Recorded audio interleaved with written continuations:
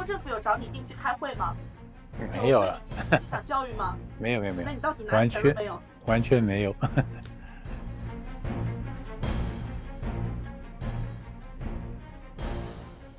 那您到底收钱了吗？No, I didn't. And seriously, writing a book is not a money making enterprise. The rights are very low. The sales are not very high. So it's not something to. You don't write a book to make money, but definitely you will be accused. If you go online, you will see anybody who will kind of defend China when it's being accused. Systematically, these people will be called a Wu Mao or a Chinese agent or things like that. This is very, normal, but it's a small number. So nothing to worry about. Yeah. I'm French. I've been living in China, Greater China, for almost 25 years. 先在台湾6年，后来在北京我待了16年，然后在香港来了4年。那我主要的工作是我当顾问，我当公司的顾问。原来比较多的是欧洲公司来中国投资，现在是比较多的是中国公司去往欧洲那边开发市场的。我中文名字是罗红。Because it sounds a lot like my French first name, Laurent, so it's about the same pronunciation. So I thought, well, Luo is a family name, so just make it short and easy to remember. Do you remember when you first came to China? Where was it? Right. Well, actually, the first time was even before those 25 years. The first time I came to China was in 1995. So I think maybe you guys were not born yet, and and that I was an intern at the French embassy back then. That was 1995. So Beijing was very, very different from what it is right now, and I had a fantastic impression, because of the mostly about the interaction with the people. Back then my Chinese was very, very basic, but still, I mean, I remember we could have conversations with just anybody on the street, with taxi drivers, and it was very deep conversations. They were very interested in politics and how Europe was looking at China and things like that. So it gave me a very good impression, and then I decided to come back a few years later after I finished my studies. And what made you decide to stay here for a long time? Well, basically, it's opportunities. I was working for the French government for some years. I was working in cultural diplomacy. So I was doing this in Taiwan first, then I was sent to Beijing, and then they wanted to send me to some other country, but I decided to stay in China because back then was about around the time of the Beijing Olympics, and back then there were so many opportunities that I thought I shouldn't go anywhere else. I should just stay, And then from one job to another, every time they saw on my resume that I speak Chinese, I have Chinese market experience, so every different employer kept sending me to China, and then I opened my own company, and then I stayed here. And since you have stayed in China for such a long time, has your impression of China and its city changed after you came to China compared to before? Yes, the impression has changed because China has changed so much. I mean, the speed of the development is really impressive when you think about 25 to 30 years. How much has happened in China? I'm not even talking about. I'm just talking about the big cities. I mean, in the countryside, it's even more obvious. But I would say the impression is still very positive, and it's interesting because when I look back on it, there's always been a very negative, a very negative story about China. It was for different reasons, but as China developed, the negative stories in the Western media kept changing, but it's always very negative. So that's pretty much the reason why I decided to write a book about this. Is basically I wanted to tell the Western audience that they should come to China and see for themselves, because it's really not what the Western media is telling them. And you have recently published a new book called Understanding the China and Western Relationship. Congratulations. And can you tell us more about your book? Yes, so this book, the reason why I wrote it is because having spent so many years in China, a lot of my friends and contacts have asked me, like, why am I staying in China for such a long time, given the fact that from what they read in the media, it's not a good place. You know, if you they talk about all kinds of different issues, and they say even recently the media, Western media, said that China is not even a good place to do business. So from my experience, it's completely reverse. You know, so I told my friends and contacts, I said, why don't you read more positive news about China, whether it's in French or English? And they said, well, there simply isn't.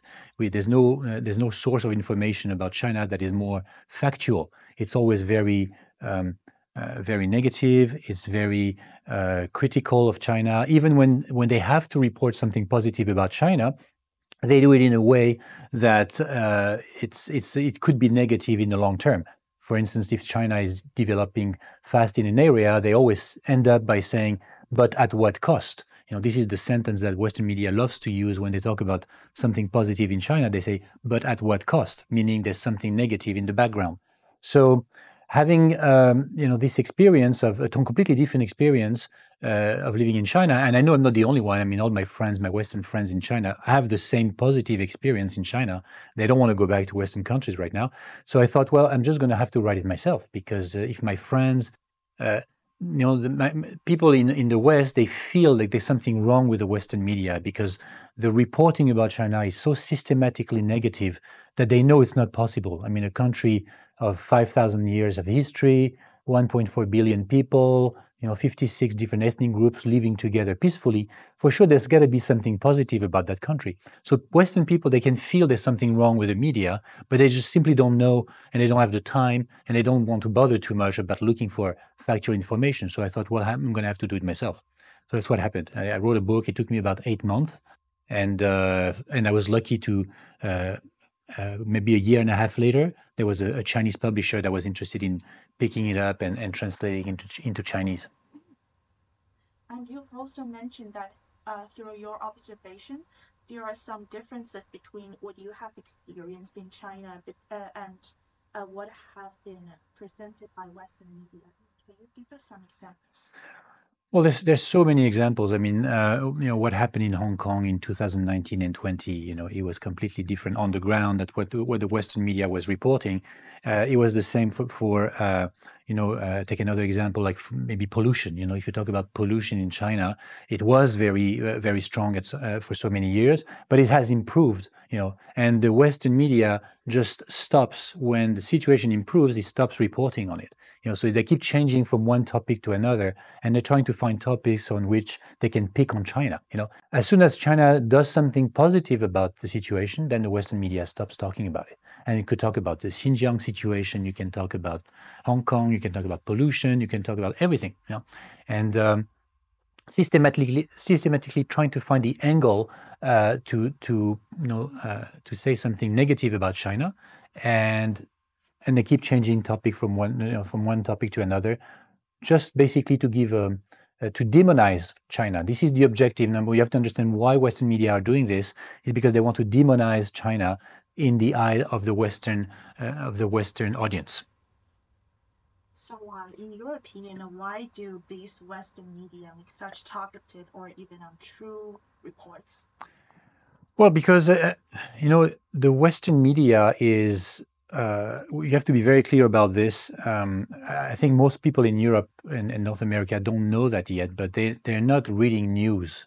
The media is basically the mouthpiece of what a lot of people call the deep state, the American deep state, and basically the Western deep state. What is the deep state is, a bunch of corporations and a bunch of lobbies and a bunch of private interests who have been, in power behind the scenes in Western countries for 70, maybe 100 years, and these people never change. What you see on the front, all these elections and those presidents leaving and coming back and everything, this is just a show for the public, to make them think that they're choosing their leaders and things like that. But if you look at the policies don't change.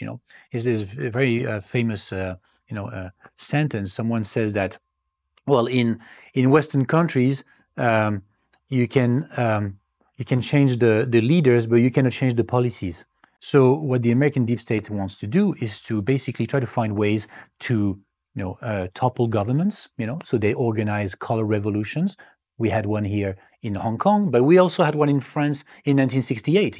The General de Gaulle, our great president back then, was toppled by a student revolution. 1968, and we know there was a very deep involvement of CIA and things like that. So that was pretty much the first color revolution in 1968 in a Western country. But now it's happening around the world to countries that have not yet been, subverted by America.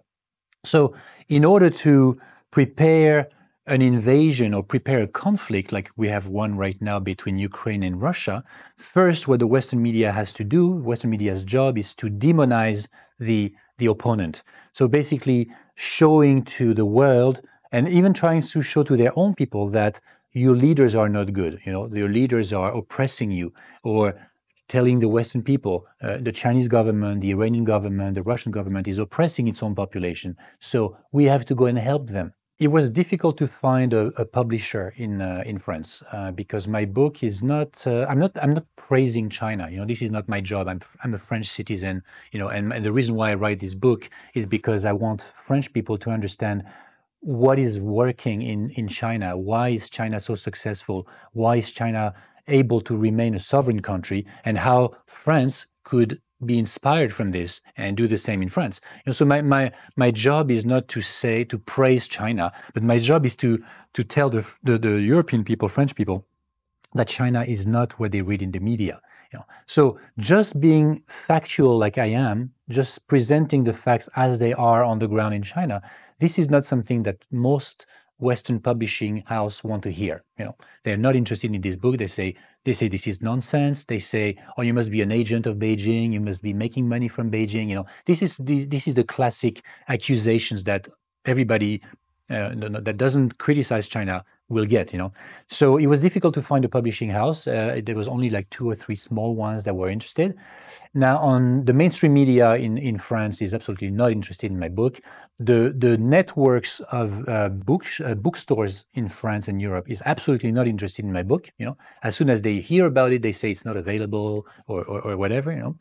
But if you look at the independent media, like YouTube channels or small medias in France that have interviewed me, I always read the comment sections of the viewers, and I was really surprised because I would say it's 99% positive comments. People saying, "Well, finally, someone is telling us what's really happening in China." And you can see the readers and the viewers, they're happy that finally they know there's something going on, there's something wrong in the media, but finally there's somebody who's telling them something they want to hear. It's like you should go to China and see for yourself. China is developing in a way that is not described in the Western media. So it's a very positive feedback from the audience. But the problem is reaching that audience is extremely difficult because all the mainstream media, the bookstores, networks, it's completely closed to me.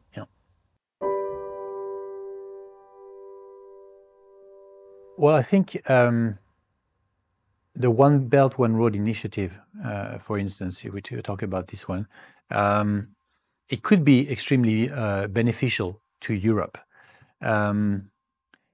for obvious reasons. I mean, for the past 30 years, Western companies, European companies have been delocalizing a lot of their businesses to China.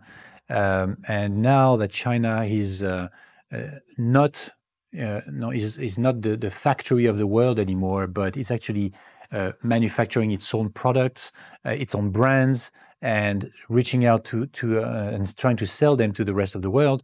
This Belt and Road Initiative could be very beneficial to both Europe and China. The problem is, and we've seen that with Italy, for instance, Italy was forced by the American government basically to leave the Belt and Road Initiative. It was, I think, the first country to join the Belt and Road Initiative because they immediately understood what the benefit would be for Italy. But you can see the political pressure coming from the US and coming from the US through the European Union, because this is what people have to understand, is that the EU doesn't represent European people and European countries. The EU is, if you have to give a metaphor, it's an occupation government, basically. What the EU government does is translating American policies into European law. So, and then once what's transformed into European law, they give pressure to European countries to apply these laws. But these laws have not been voted by European people in their own countries. So I use a very strong word of occupation government, but because this is what it is. European countries do not have any sovereignty left to decide their own economic policy, immigration policy, fiscal policy, monetary policy. All of this is out of the hands of European governments. It's all in the hands of the EU government. And so this is why when we talk about the relationship between China and the EU, we have to consider two different approaches, and that's what the Chinese government is doing. It's dealing with the EU on one side. So basically you're dealing with Washington, D.C., because this is who is behind the EU government. And then you have your diplomacy with each and every country in Europe. And what you see between France and China, Italy, China, Germany, and China is basically you have very friendly relationship from government to government. Sometimes you have some diplomats or government officials who are following the script from Washington, D.C., so they have very China xenophobic, I would say, policies or at least speeches, but the administration and the corporations of Europe, they all want to have a very good relationship with China, and they're fighting with their own government. The own government is given pressure from the EU to be basically hostile to China. They're talking about de-risking, decoupling, and all these things, but most of the people in the administration in France, I talk about what I know about, all the people in administration and the corporations, they want to have a close relationship with China. So they're fighting with their own government to not destroy the relationship. So the Belt and Road Initiative could be a fantastic opportunity to link China and basically to Eurasia, the Eurasian continent. And this is exactly what America has been fighting against since 1945. America cannot allow Western Europe to have a good relationship with Russia and with China, because if those three places were integrated economically and culturally, then it would become such a powerful continent that America would become irrelevant, or it would become a small regional power. We know that China collapse theory is Yes. one of the long theories by some Western media in China's economic field. So, but many international enterprises are still in China and have even increased the various types of investments in China. And what is your view on this? Well, it's linked to what I just said. The narrative in the Western media is that China is about to collapse. But this has happened for the past 30 years. I've been in China long enough to have read books that were announcing the imminent collapse of China. But this has never happened. It's actually quite the opposite is happening. Yeah, so basically the narrative in the Western media here again, and from Western governments and some scholars, think tanks and everything, but you have to know that all these people are related. They belong to the same world. The think tanks, the media, the government officials, they always say China is about to collapse because this is what they wish would happen. And it's like kind of prepping the Western population to having a potential collapse of China, but that would be engineered by America and its other allies in the region. You have to know that America is not alone. They have all of Western governments with them. They have Japan, South Korea, Philippines, governments that are easily manipulated to work against China. So if you look at the economy of China right now, it's only 5% growth for the past year. So everybody's saying like, oh, you see, it's not what it used to be. China used to have a double-digit growth, and now it's only 5%. Well, of course, because the Western world talks about decoupling with China, de-risking with China. So basically, China is losing two of its biggest clients. So obviously, the economy is going to be slowing down. But it's not because China growth model is broken, it's not because China's government is not doing the right thing. It's just because the entire Western world, what we call the golden billion, is trying to find all kinds of ways to stop buying from China. They try to delocalize supply chains to India, to Indonesia, and then these are politically driven decisions. They don't make sense from an economic point of view. But so I think in the long term, this doesn't really matter. China keeps growing. It has one of still the fastest growth rates in the world. I think 5%. There's only maybe India has a similar growth, and maybe also Russia has a similar growth rate. But the rest of the Western world is maybe 0.5, 0.6. So they say China is collapsing when China is growing, and they say their economy is recovering when they only have like 0.5% growth. So I would say, we should not pay too much attention to what they're saying. This collapse theory is what they've been saying about Russia. It's what they've been saying about Venezuela. They're saying that about every country that they're trying to subvert. But it's just a narrative. And in your book, you actually mentioned that nowadays the so-called rule-based order, it's actually led by Western countries represented by the United States. And at the time when Western centrism still exists, how do you think France and other European countries should adjust their strategies and re-examine their choices in the international community? Yes, the rules-based order is something new. Nobody has voted for this. Nobody has agreed on this. It's basically in the 1990s, when with the collapse of the Soviet Union, the U.S., the Anglo-American hegemon, as I call it, decided that it has won. America thought it won the war, the ideological war and the Cold War against Russia. And you have a whole bunch of books that came out at that time, The End of History, The Clash of Civilizations, all these books were basically saying, well, that's it. There is no alternative to liberal capitalism, and America has won, and there's no more discussion, and then China will have to follow, and then other countries will have to follow. But they realized that actually countries like China were not taking that direction. And so instead of following the international law, which is set in the United Nations and that every country has voted for, America and Western countries have started to divert from it and establish their own rules-based order, which nobody knows exactly what those rules are, and they keep changing depending on the issues, but basically it's all serving the interest of, the Anglo-American superpower.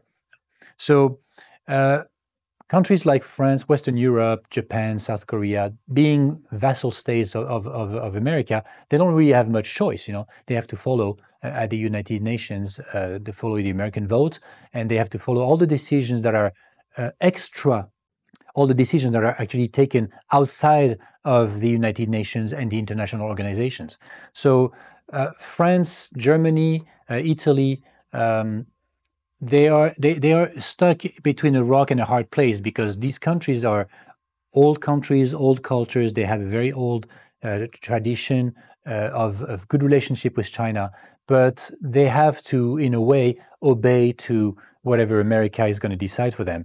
And if you look at the policies of France, Germany, and Italy, they look like they are pro-Western, and in many ways they are, but they always try to find a way to not completely alienate China and not basically destroy their relationship with China. So we have a fight right now between the international order, which was decided in 1945 within the United Nations that everybody agreed with, and this new, rules-based order coming out of nowhere. Nobody knows what the rules are, and it's, serving the American interest and definitely not working for the interest of Western Europe countries. That's what I say in my book all the time. Everything that France does in the relationship with China, we should always ask ourselves, is it good for France? Not is it good for America, or is it good for NATO, or is it good for the EU? The question should be, is it good for France? And that question right now is never asked in France.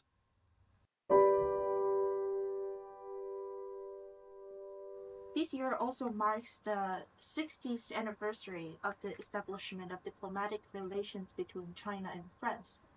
And the two countries have achieved a series of results in the past. So, what are your expectations for the future development of China-France relations? My expectations, I have to split them between what I hope and what I think will happen. What I hope for, of course, is the deepening of relations between China and France, because from my experience, these two countries are kind of destined to work very closely together because they have very similar set of values and culture. But from what I see, what might happen in the coming years, it's not such a rosy future, because France right now is really spiraling down.